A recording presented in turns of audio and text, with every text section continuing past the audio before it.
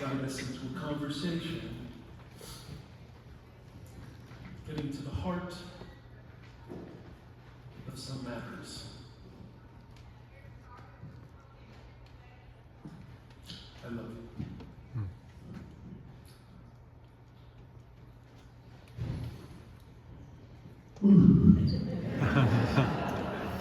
You don't mind crying. I love it. I feel like I'm in my funeral.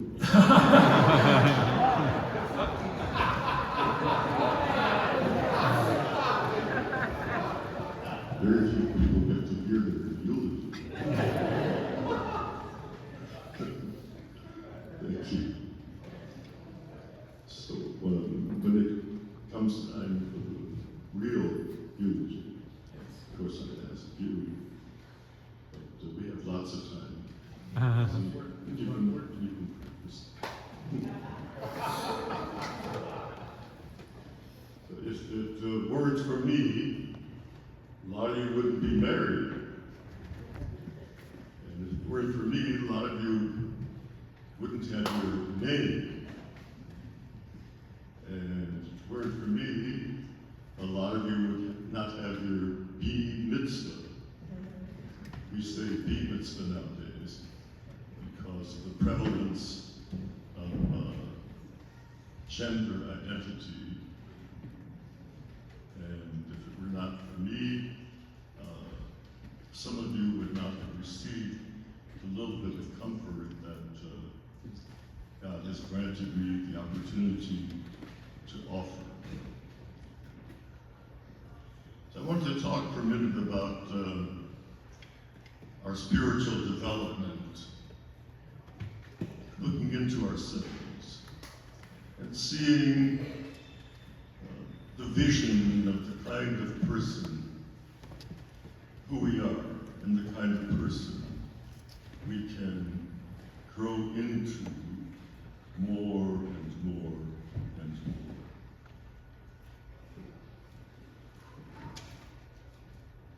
These are a few ideas that I had, and I've had a lot of time for reflection, and I've been reflecting on these various ideas. One of the important things about developing ourselves spiritually is letting go. Letting go. Letting go of a sense of having to be perfect. Now, some of us grow up thinking that we have to be better than we really are, that we have to be almost perfect. But I'm here to tell you that none of us is, and none of us will ever be. We have to accept the limitations and the boundaries of our human nature. In order to develop spiritually in a deep way, we have to have enough faith in ourselves, enough integrity to be ourselves, not to pretend to be anything other than what we are. We have to live by our own values, not worry about what other people think of us, not worry about what we think we're supposed to be. It's just not going to be. We're fooling ourselves. We're falling into a terrible kind of deception. And the other thing that's very, very important that came to my mind was that we have to be honest with ourselves. We have to give up regrets, because that too, regret, is part of our sense of having to be, if not perfect, almost perfect. Please give that up and just be a human being. all trying to do our best. There was a young man who spoke to me a couple of years ago, and he said, "You said something in one of your sermons that completely changed my life." So it was surprising. So I said, "What on earth did I say that completely changed your life?" And he said to me, "When you said, we're all trying to do the best we can.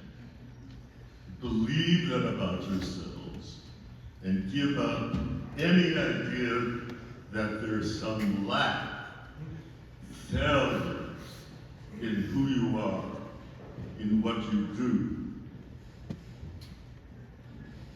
And another very important idea that I want to share with you for a moment is that we have to give up any sense of being sorry for what we do. Now, we talk about being sorry, but I don't think that it's quite being sorry.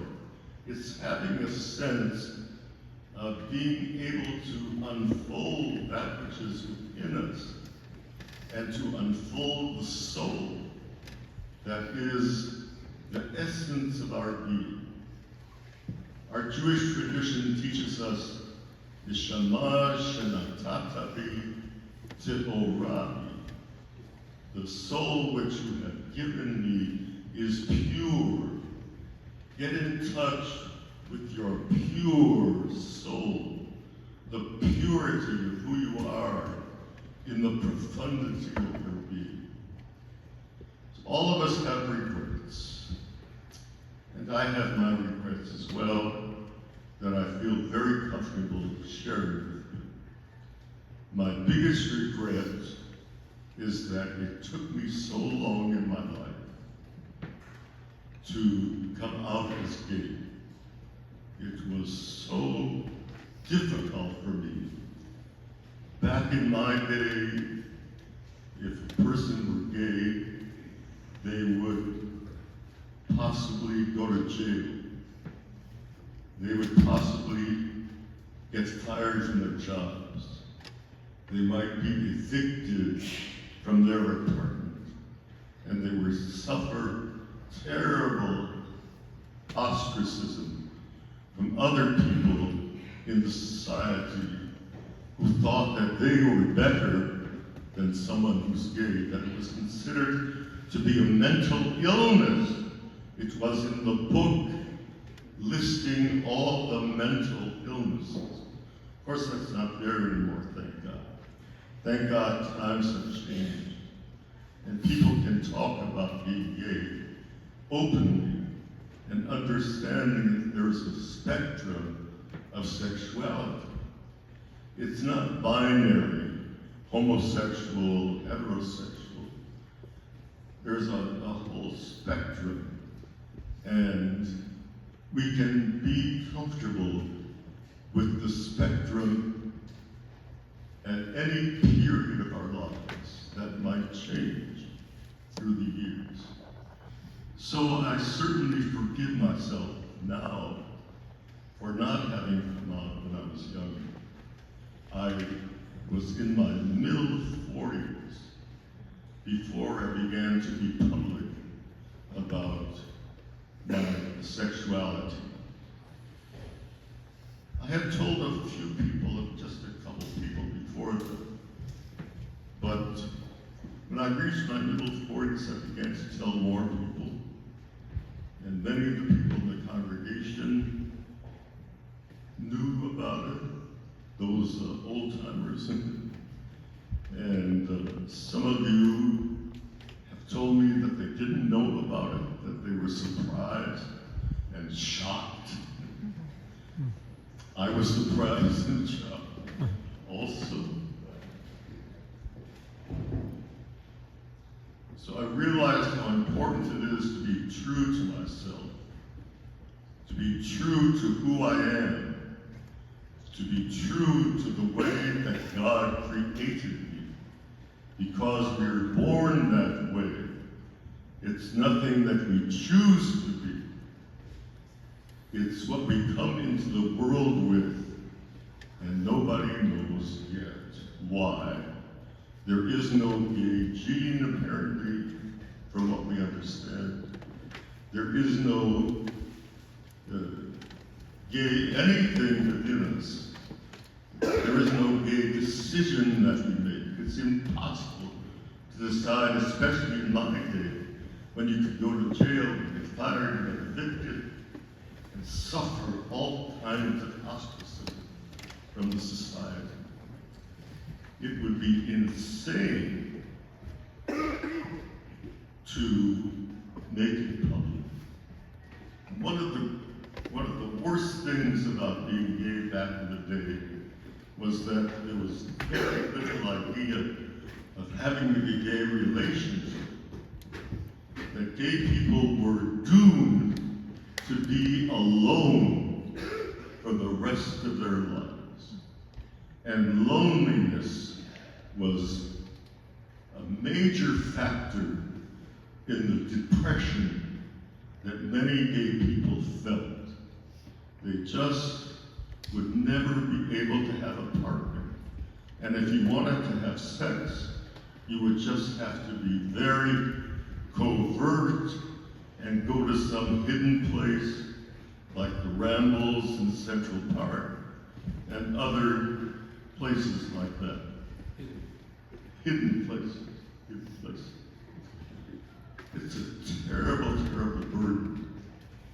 And it caused me much anxiety and much stress and much of a sense of being essentially dishonest. None of it I wanted to have. So in the last years, I'm very, very happy that I've reached the point in my life when I'm out. No more closets. I don't want to be in any closet for the rest of my life.